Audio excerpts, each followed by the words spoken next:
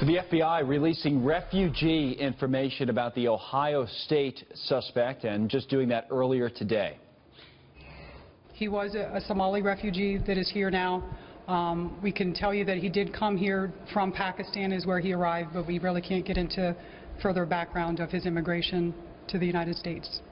Adding to that, President-elect Donald Trump saying the suspect should not have been in the United States in the first place. We're joined by Jillian Turner, formerly the White House National Security Counsel and a Fox News contributor. Good to see you, Jillian. Now, this guy, he comes through Ohio State, obviously, as you heard there, comes from overseas. The President-elect's contention that he shouldn't have been here to begin with. Let's begin with that. What do you say to that?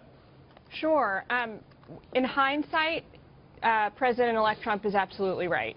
Knowing what we know today about his proclivity towards radicalism and the fact that he was going to try to carry out sort of mass murder on the streets, absolutely he should not have been here. I mean, if we knew that about everybody coming from, we wouldn't, that would solve no problem. Yeah, it would solve every kind of a problem. But knowing that we don't have that 20/20 hindsight and we didn't know, then what do you say?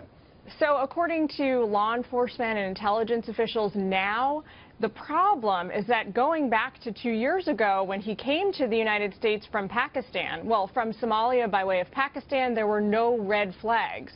So for the most part, I think the law enforcement community does an excellent job of protecting us from people like this on the whole.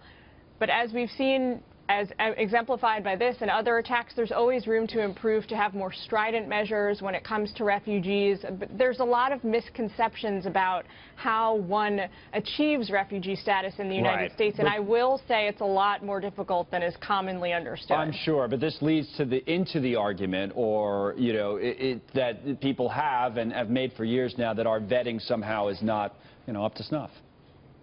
Well, look, I'll tell you this. Something like 100,000 Somali refugees have been admitted to the United States since 9/11, so in the last decade plus. Of those, there's very few that have actually been the subject of law enforcement investigations. Unfortunately, we had Monday's attack following very closely on the heels of the St. Cloud, Minnesota attacks, which was also perpetrated by the child of Somali refugees in this country. So it's a very bad time for the PR here. But again, on the whole, I think that Homeland Security does a really good job of vetting people. All right, fair enough, Jillian. We're going to have to keep this short for today, but thank you so much for coming on. We do appreciate it.